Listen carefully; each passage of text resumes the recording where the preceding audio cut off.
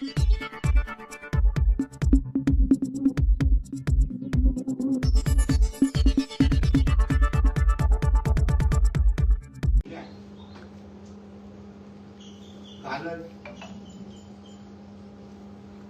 राज्याचे माजी मुख्यमंत्री, माजी केंद्रीय मंत्री आणि रत्नागिरी सिंधुदुर्गचे खासदार सन्मान्य राणे साहेबांनी जिल्हा परिषद पंचायत समितीमध्ये भारतीय जनता पक्ष, शिवसेना, राष्ट्रवादी काँग्रेस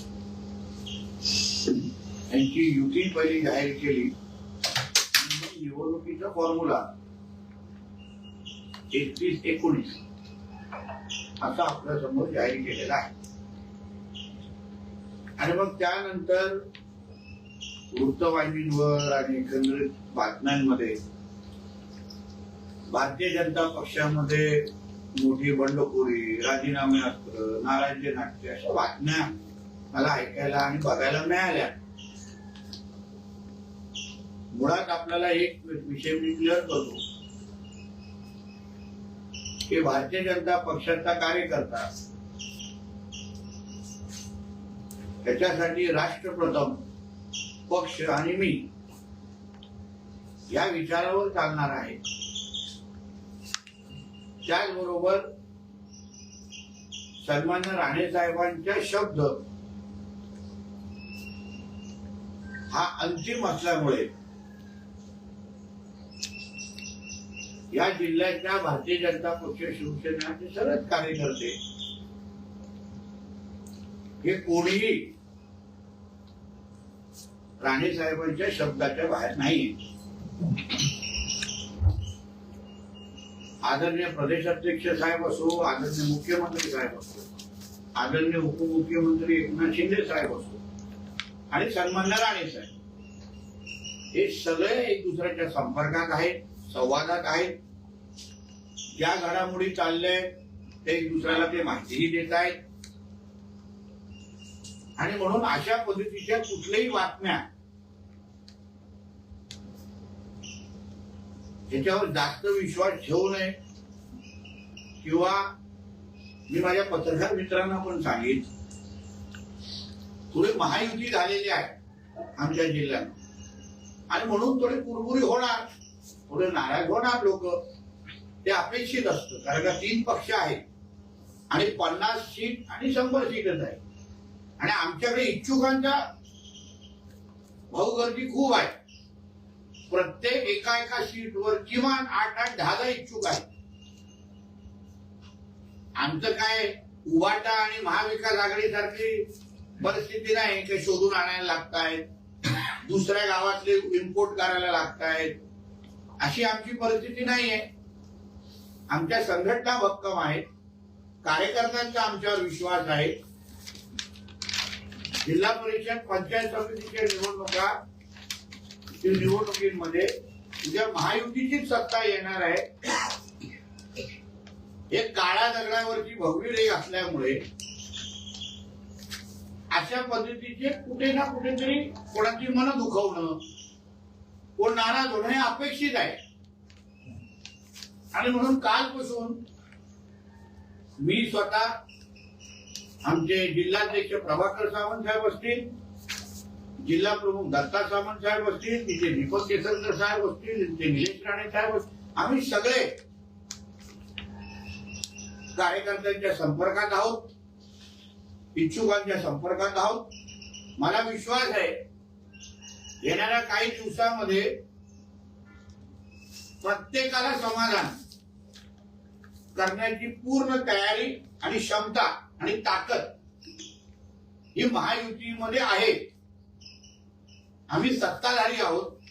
राज्यात आणि केंद्रात ही महायुतीची सत्ता आहे, एनडीएची सत्ता आहे.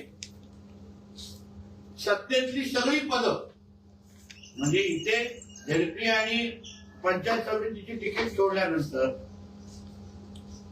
आमच्याकडे समित्या आहेत, जिल्हा नियोजन आहे, डोंगरीची समिती आहे, असंख्य समित्या आहेत जिथे कार्यकर्त्यांना संधी मिळू शकते.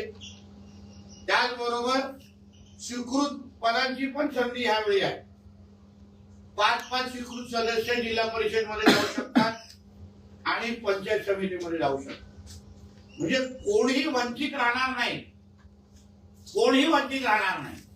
एका मतदारसंघामध्ये अगर 2 कार्यकर्ते असतील आणि एकाचं नाव निवडलं तर दुसऱ्याला ताकद कशी द्यायची, नावापुढे पद कसं लावायचं याची पूर्ण तयारी आमच्याकडे आहे. पालकमंत्री म्हणून सगळे अधिकार माझ्याकडे आहे. निधी पाहिजे तेवढी ती देऊ शकतो. म्हणून अशी कुठलीही नाराजगी म्हणून तुम्ही पण पत्रकार मित्रांना पण सांगेल, थोडं जरा घाई कुठल्या बातमी देण्यापेक्षा थोडं आम्हाला हे वेळ द्या.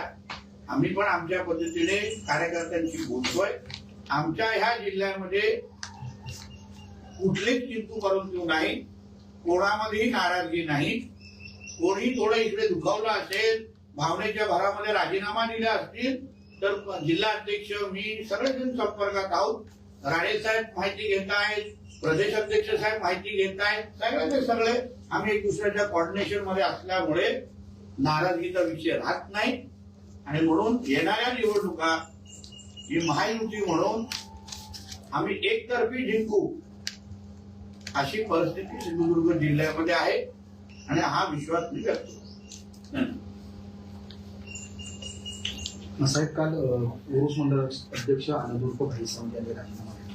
त्यांनी राजीनामा देताना माझा कोणत्याही राग नाही, काम करू शकत असं सांगितलं. 43 बूथ अध्यक्षांचं तुमच्या पदाधिकाऱ्यांनी राजीनामा पक्षाकडे पाठवलेला आहे. मी तेच तुम्हाला बोलतो. त्यांनी थोडं एवढे 3 पक्ष आता 50 सीट आहेत.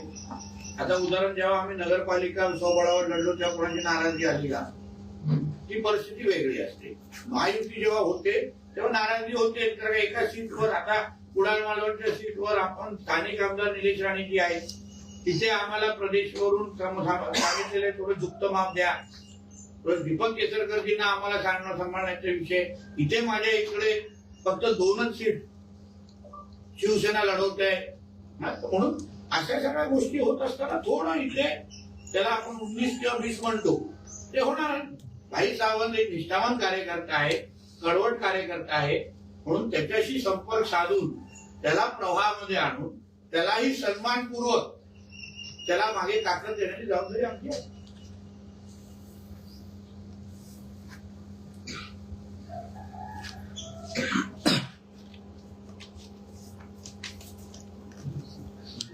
साहेब, काही ठिकाणी ज्या जिल्हा परिषद गट आहेत त्या जिल्हा परिषद गटाच्या व्यतिरिक्त बाहेरून उमेदवार देण्यासाठी विरोध केला गेला अशी पण माहिती एक समोर येते की जेणेकरून स्थानिक तिथल्या मतदारसंघातल्या उमेदवारांना प्राधान्य द्या अशी मागणी तुमच्यापर्यंत आली आहे किंवा त्या संदर्भात कार्यकर्त्यांमध्ये मागणी होते. तर त्या संदर्भात काय बोलतो? दोन्ही बाजू आहे. काही मतदारसंघ आहेत जिथून दुसऱ्या मतदारसंघातून आलेल्या उमेदवारांचं स्वागतही होत आहे आणि दुसरं आहे काही स्थानिक द्या अशी ही मागणी आहे. शेवटी मतदारसंघ आणि प्रत्येक गावाची आणि मतदारसंघाची परिस्थिती वेगळी आहे. प्रत्येकाला असं वाटतं की माझ्या भागातला उमेदवार असला पाहिजे, तशी मागणी ते पक्षाकडे करत आहेत. पण ही निवडणूक ही सन्मान्य राणे साहेबांच्या नेतृत्वाखाली आम्ही लढतोय. गेली 25 वर्ष जिल्हा परिषद ही राणे साहेबांच्या नेतृत्वात काम करते आणि म्हणून मला विश्वास आहे राणे साहेब जेव्हा निर्णय घेतील प्रत्येकाला तो मान्य असेल.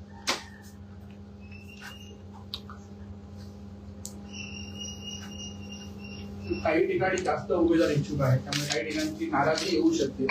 त्याबद्दल काय म्हणजे आमच्यासाठी अतिशय सकारात्मक गोष्ट आहे. आमच्याकडे भाऊगर्दी बघा किती आहे. म्हणजे आमचा पक्ष वाढतोय, महायुती ताकदीची इथे लोकांना वाटतंय की ते तिकीट घेतल्यानंतर आमचे विजय निश्चित आहे आणि म्हणून एवढे सगळे म्हणजे एवढे लोक मागणी करत आहेत. प्रत्येकाची आज मी जिल्ह्यामध्ये डोकून काय प्रत्येकाला भेटतोय, प्रत्येकाचं ऐकून घेतोय, कोणालाही नाराज करत नाही, कोणालाही असं वाटत नाही की आमचं पक्षाने ऐकलं नाही. जिल्ह्याचा पालकमंत्री म्हणून पक्षाचा एक नेता म्हणून मी ते बसून आहे, महायुतीचा नेता म्हणून काल प्रत्येक दिवस लोक येत आहेत, व्यक्त होत आहेत, भावना व्यक्त करतायत. म्हणून मला विश्वास आहे की नाराजगी आहे ती तुम्हाला हळूहळू दूर होता. सर, राष्ट्रवादी संदर्भात काही निर्णय होतोय, तो चर्चा सुरू आहे. कसं ऍडजस्ट करायचं, कुठे ऍडजस्ट करायचं की आम्ही आता परत एकदा संध्याकाळी अंतिम आम्ही सगळेजण पदाधिकारी बसणार आहोत. मग राणे साहेबांची बोलून सगळ्या गोष्टी निश्चित होतो.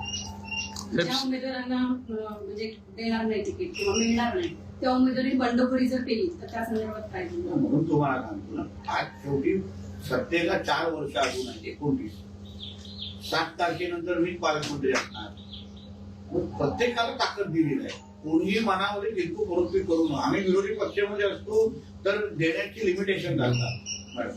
आता आमच्याकडे समित्या आहेत, कोणाला जिल्हा नियोजनला पाठवू, कोणाला डोंगरी विकासमध्ये पाठवू, कोणाला अन्य कुठे तरी आरोग्याच्या समिती घेऊ, त्याचबरोबर कोणाला स्वीकृत करू शकतो, कोणाला आम्ही दुसऱ्या पद्धतीने MMBच्या कमिटीमध्ये घेऊ शकतो, महाराष्ट्र मेरीटाईम बोर्डमध्ये, कोणाला फिशरी मत्स्य व्यवसायाच्या कमिटीमध्ये.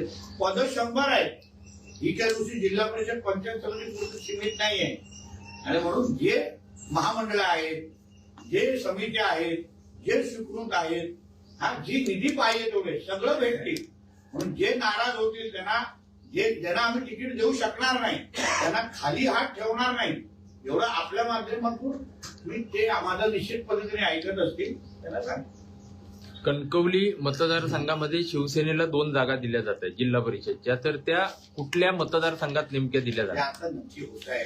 फायनल हळूहळू आता कुठे द्यायची, देवगडमध्ये द्यायची का, या कणकवलीमध्ये द्यायची का, वैभववाडीमध्ये काय पर्याय आहे ते करण्यासाठी आज आम्हाला संध्याकाळपर्यंत जरा आपण वेळ द्यावा.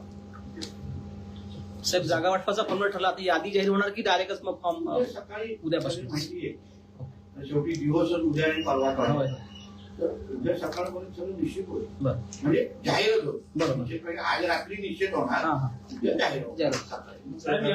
धनादन उद्या थोडं करू. आणि ऑफलाईन आहे, ऑफलाईन ऑफलाईन असल्यामुळे काय करा, निवडणुकीच्या पार्श्वभूमीवर काही पक्षप्रवेश होणार असल्याची चर्चा आहे. कोण कुठले नेते अन्य पक्षातील आपल्याकडे आहेत. रांग फार मोठी आहे. पण शेवटी त्या मतदारसंघामध्ये आम्हाला ती राजकीय परिस्थिती पण पाहायला लागेल. कधी कधी पक्षप्रवेश हे फायद्याचे असतात, कधी कधी पक्षप्रवेश अडचणीचे असतात. म्हणजे फायद्याचे आहेत ते करून घ्यायचे असतात, अडचणीचे ते पक्षप्रवेश करून अगर आमची पक्ष संघटना तिथे डिस्टर्ब होत असेल तर ते थोडं आम्हाला थांबायला लागेल. ते सगळे निर्णय आम्ही येणाऱ्या काळात घेतो.